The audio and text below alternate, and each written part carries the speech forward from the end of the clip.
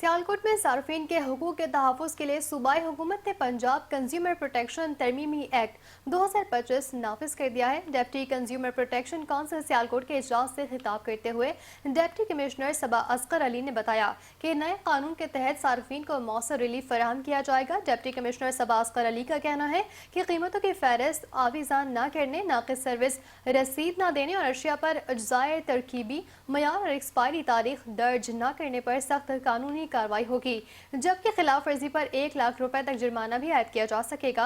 इजलास में additional deputy commissioner revenue Abbas Zulqarnain, मुख्तलिफ assistant commissioner, secretary DCP council, DHO समेत मुतालिका महकमों के अफसरान और नुमाइंदगान शरीक थे।